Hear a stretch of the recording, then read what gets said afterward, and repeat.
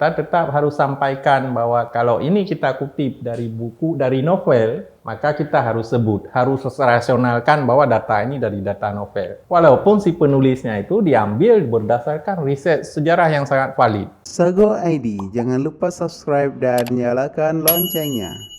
Bapak Ibu, hari ini pertemuan kita yang kedua. Kalau di materi nanti kita kombinasikan ya.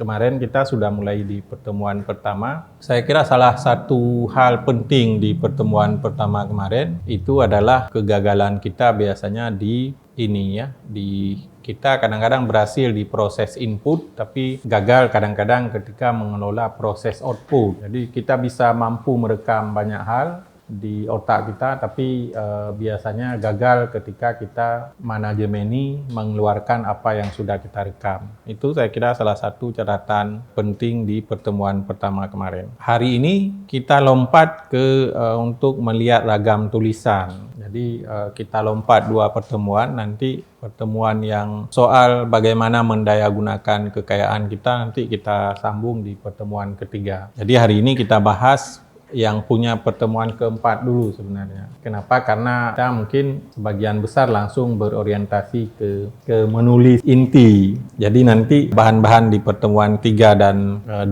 nanti kita sisip nanti di pertemuan selanjutnya. Untuk melihat ragam tulisan ini sebenarnya untuk membedakan, kita bisa membedakan dengan betul antara fiksi dan bukan fiksi. Nah ini nanti di tugas-tugas kita terutama di sekolah dan kampus saya kira itu sangat penting nanti. Atau misalnya kita membedakan yang mana tulisan berbasis pada fakta, yang mana yang opini. Kalau kita melakukan riset nanti kita harus bisa bedakan itu kan. Yang mana analisis kita yang terkait dengan temuan, yang mana yang memungkinkan pendapat kita masuk misalnya kan. Nanti hal-hal yang seperti ini saya kira nanti harus kita bedakan. Ini yang seharusnya kita akan membahas ini seperti yang saya sebutkan di pertemuan kemarin, ini di pertemuan keempat, tapi kita majukan ininya. Jadi untuk menilai ini proses dan progres. Ini nanti yang akan berguna saya kira bagi kita. Jadi nanti kita sudah harus mulai untuk mencoba membuat satu tema yang kemudian diturunkan dalam topik. Jadi kita ingin garap apa misalnya. Nah sekaligus mungkin kita kombinasikan nanti antara kepentingan kelas ini dengan kepentingan Bapak Ibu. Jadi di kelas ini Bapak Ibu melaporkan progres, tapi sebenarnya untuk Bapak Ibu juga harus berproses. Jadi kita harapkan setelah kelas ini Bapak Ibu punya apa misalnya yang ingin digarap nanti terkait dengan kebutuhan Bapak Ibu. Jadi yang kedua nanti kita menentukan pilihan. Ketika kita sudah tentukan apa yang mau kita garap, nanti mungkin masing-masing kita siapkan satu sistematika sederhana lah. Apa yang ingin kita ini dari karya kita. Bapak Ibu kan kita kemarin ditantang sama CEO-nya Bandar kan untuk menerbitkan satu buku bersama. Nah itu juga saya kira nanti kita sepakati apa yang mau kita tulis. Jangan sampai mungkin kalau nanti kita bahas ini di pertemuan keempat, mungkin nanti akan terlalu lama. Sekarang saya kira kita masuk ke pertemuan inti kita hari ini. Coba Bapak Ibu baca sekilas dari 3 ini, dari 3 potongan ini.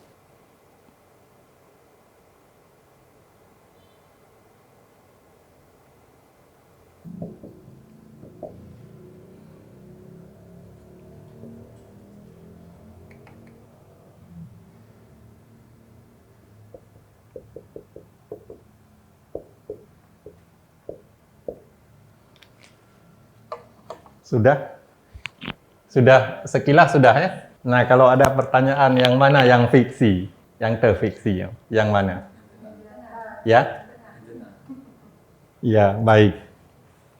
Saya ingin buka yang pertama itu yang saya foto dari novelnya Kura-Kura Berjanggut. Fiksi yang paling atas. Justru yang kedua dan ketiga itu tulisan ilmiah.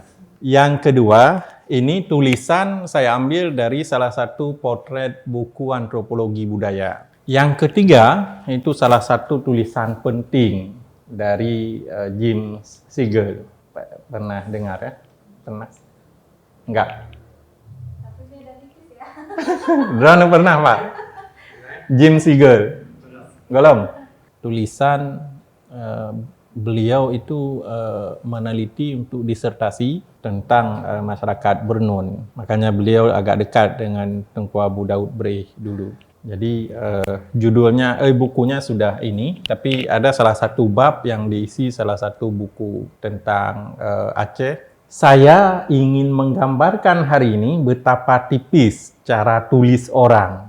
Tapi saya tidak yakin bahwa si Azhari ini dia mendayagunakan tulisan yang sebenarnya berdasarkan riset, tapi dia gunakan untuk fiksi. Tapi yang saya ingatkan minggu kemarin bahwa fakta apapun ketika dia sudah digunakan untuk fiksi, nggak boleh kita gunakan itu sebagai bahan ilmiah. Itu yang saya ingat, yang ingin saya ingatkan. Kita tetap harus sampaikan bahwa kalau ini kita kutip dari buku, dari novel, maka kita harus sebut, harus rasionalkan bahwa data ini dari data novel. Walaupun si penulisnya itu diambil berdasarkan riset sejarah yang sangat valid. Nanti beda ini mengenai perlakuan data. Ini kadang-kadang kita terlalu bolak-balik nanti. Minggu kemarin kan saya cerita ada salah satu buku penting bagi kami orang hukum itu yang menjadi pengantar dari buku almarhum Prof. Tandio Wignio Subroto. Ketika dikasih pengantar untuk buku itu, dimulailah dengan satu riset, dengan satu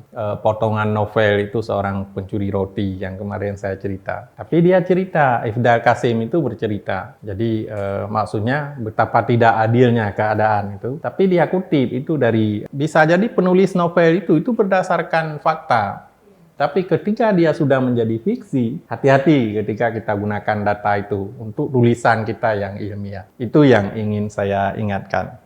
Data itu sevalid apapun dia, ini kan Azhari melakukan riset untuk penulisan novel ini, riset sejarah. Nah, kita nanti orang-orang sejarah bisa jadi umatnya kamu numpuk bahan ini, kahek dah lumita bahannya kamu numpuk. Misalnya, kita orang sejarah sudah lama sekali ingin cari data ini, tiba-tiba dapat data penting untuk sejarah. Tetap nggak bisa kita kutip untuk sejarah. Itu maksud saya. Jadi, kalau ingin kita temukan secara valid, kita temui si penulis novel, kita tanya, gimana cara dapat data valid itu? Itu yang kita telusuri kemudian. Kalaupun nanti misalnya kita tidak ada pilihan, nah kita bisa sebut ini novel. Tapi kalau untuk sejarah itu kalau tidak ada bukti, nah itu nggak bisa kita ini rujuk. Itulah perbedaan nanti yang antara lain ya, yang fiksi dan yang non-fiksi.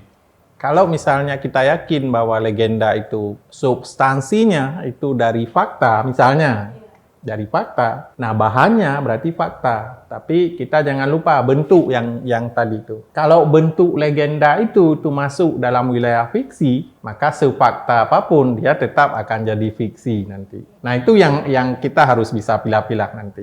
Ini saya kira kira-kira kalau ada pertanyaan yang mana yang fakta ini dari dua buku di sudut ini, Bill Gates ya, benar ya. Jadi itu. Tapi kalau kita nonton film, saya belum pernah nonton film Dylan, tapi saya lihat dari komentar-komentar orang. Bisa lihat yang diangkat jadi film. Iya, tapi jangan lupa dia berangkat dari novel.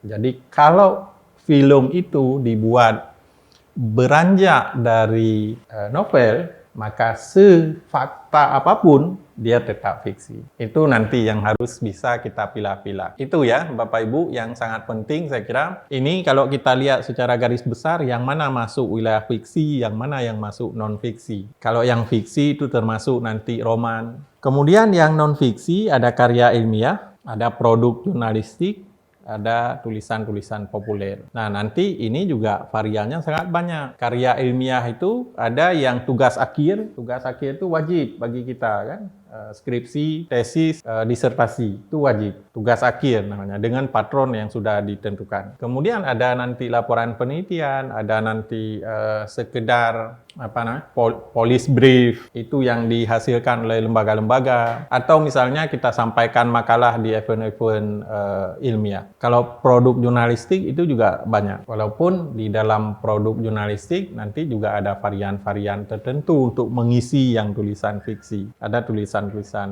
populer. Ini saya kira gambaran pembagian secara umum ya antara fiksi dengan non-fiksi.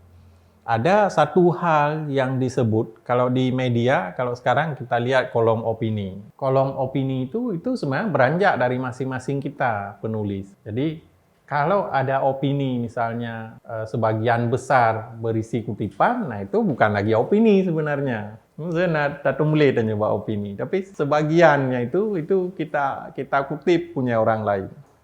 Walaupun kita anggap sebagai dasar, itu nggak termasuk dalam kategori opini. Opini itu seharusnya paling tidak 75% itu pendapat kita. Makanya dia dikategorikan sebagai opini. Jadi orang media ini sih diingatkan betul tentang posisi ini. Wartawan itu misalnya dia sama sekali tidak boleh beropini atas satu peristiwa kan. Dia harus buktikan secara betul itu bahwa memang benar-benar kejadian.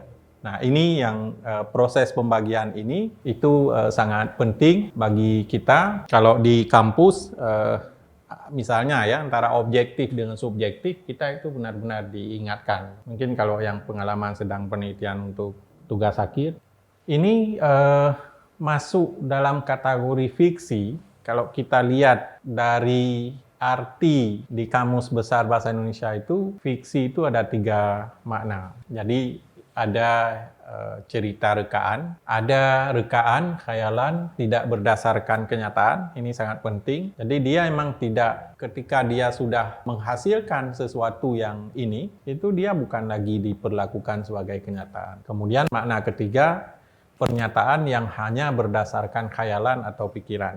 Iya, karena posisi yang tadi itu nggak bisa kita tukar-tukar. Bahwa posisi novel itu dia pada posisi fiksi yang tadi, nah itu nggak bisa kita tukar-tukar. Walaupun kadang-kadang kita agak ketika kita ingin gunakan bahan apa untuk cerita kita. Nah, beranjaklah dari apa yang pernah kita alami. Maka ketika kita nulis cerpen, kita nulis novel, orang sering sekali ada salah satu tokoh di dalam cerita itu dirinya sebenarnya. Nah, itu lebih enak. Itu kan. Nah, karya-karya besar saya kira begitu. Jadi ini dari segi makna, ini saya kira penting nanti bagi kita yang akan bertanggungjawabkan ini ke proses menulis. Ini puisi, saya kira gambaran baca roman Siti Nurbaya misalnya kan. Nah itu maknanya itu. Jadi kalau dari segi konsep, kalau kita baca Kamus Besar Bahasa Indonesia, itu karangan prosa yang melukiskan perbuatan pelakunya menurut watak dan isi jiwa masing-masing. Misalnya, roman lebih banyak membawa sifat-sifat zamannya daripada dari ama ini atau puisi, ada kata istilah-istilah tertentu dalam sastra itu. Kemudian novel atau novelet itu lebih ringkas sedikit dari novel, lebih ringkas. Ringkasnya itu maksudnya bukan sekedar ringkas bukan ringkas narasi. Jadi mungkin pembentukan penokohan, plot dan segala macam itu lebih sederhana dari novel. Kalau novel itu lebih kompleks. Tapi kadang-kadang di antara para sastrawan kadang-kadang juga saling berdebat. Salah satu contoh yang tadi saya cerita. Jadi kalau Nafis tadi itu mengklaim bahwa surau kami itu, robohnya surau kami itu diklaim itu cerpen kalau beliau itu. Nah bagi kita itu sudah novel kan. Jadi nanti para sastrawan saya kira nanti tetap ada debat tentang ini. Kalau dari segi konsep cerita pendek itu di bawah 10.000 kata. Word itu sekitar 350-an mungkin satu halaman Word A4 kalau di laptop itu sekitar 350 sampai 400 saya kira begitulah. Jadi kita bisa banding-banding lah, novel itu paling panjang berarti kalau menurut konsep itu berapa, berarti pada kisaran sekitar 25 halaman Word lah. Jadi cerpen itu nggak boleh lebih dari 25 halaman. Kira-kira begitulah, 10.000 kata ini. Tapi jangan lupa Bapak Ibu, Serambi dulu pernah memperkenalkan, kalau Bapak Ibu pernah baca, cermin di Serambi. Yang penulis paling banyak itu Pak Saiful Bahri, teman saya. Cerita mini itu isinya itu sekitar satu cerita itu paling sekitar 4 paragraf. Tapi sudah boleh dianggap dia sebagai satu cerita. Tapi dia makanya disebut mini kan. Ada juga cerita pendek yang pendek. Jadi mungkin nanti di cerpen cuma 250 kata. Tapi kalau kita baca, sampai dia unsurnya sebagai satu cerita. Sebagaimana dituntut dalam cerpen. Kalau dalam cerpen nanti mungkin kalau saya keliru bisa di ini. Yang yang masuk kategori cerpen ketika dia ada satu cerita yang ingin disampaikan itu tersampaikan dengan utuh. Sebagai sebuah cerita ya, sebagai sebuah cerita walaupun dia pendek tersampaikan. Itu yang penekanannya itu. Apakah dia disampaikan melalui media apa itu nanti terserah si penulisnya. Tapi dia sebagai satu cerita itu tersampaikan. Itu yang membedakan dengan yang lain. Kalau novel mungkin nggak bisa. Kalau untuk 200 kata nggak mungkin. Kemudian karya ilmiah. Saya kira Bapak Ibu kita kan pernah belajar mungkin ya pengantar sosiologi dulu. Walaupun mungkin yang kita belajar ringkas, cuman pengantar. Nah, dalam sosiologi itu sangat ingatkan ke kita, diputuk-tuk ke kita itu ada rumus-rumus ilmiah yang mesti terpenuhi. Itulah yang disebut dengan karya ilmiah. Jadi karya ilmiah yang tidak terpenuhi unsur-unsur ilmiah ini itu nggak bisa diklaim sebagai karya ilmiah. Pertanyaan sering muncul, apakah masalah itu mesti ditanya dengan kalimat tanya? Itu sering sekali muncul. Bagi saya itu, dan ini saya kira kalau di kampus nggak mungkin. Dalam panduan sudah ditentukan sangat konkret, kan? Identifikasi masalah itu sudah ditentukan sedemikian rupa. Nggak bisa kita gunakan alternatif lain. Tapi kalau kita ingin nulis buku, kita ingin jawab bahwa buku itu ada 4 hal yang terkait satu benang merah misalnya yang ingin kita jawab, bagi kita bisa saja rumuskan. Masalah itu bukan selalu dengan kalimat tanya. Kita explore hal-hal yang ingin kita jawab, itu sudah menunjukkan bahwa kita ada masalah tertentu yang ingin kita tuntas. Bagi mereka yang menulis karya ilmiah dengan metode yang sederhana yang tadi, itu juga sebenarnya sistematis kan? Mereka jelaskan bahwa data karya ini itu berbasis pada data apa misalnya. Kemudian bagaimana mengoperasionalkan, bagaimana data itu didapat, bagaimana data itu dianalisis. Tapi nggak kayak di tempat kita misalnya itu, cara analisis data ada subbabnya, cara pengumpulan data ada subbabnya, kan? Nah itu bagi saya itu juga sistematis. Melihat yang karya-karya mereka yang tidak ada subbab itu. Di S2 hukum itu harus masing-masing bab satu masalah. Tapi ada kalau di S1 itu digabung. Satu bab itu untuk menjelaskan berapa masalah misalnya yang dimunculkan. Yang penting kan ada pendahuluan, ada pembahasan, ada penutup. 3 itu yang mutlak harus ada dalam karya ilmiah. Nah, gimana itu ditempatkan, itu masing-masing pihak beda-beda. Ini nanti satu lagi ke referensi. Penggunaan gaya apa di penulisan referensi itu juga salah satu gaya yang masing-masing pihak nanti berbeda-beda menggunakan. Nah, bagi kita yang menulis, kadang-kadang panduan teknis ini itu kadang-kadang membelenggu kita. Sampai kita nggak bisa menulis. Ya.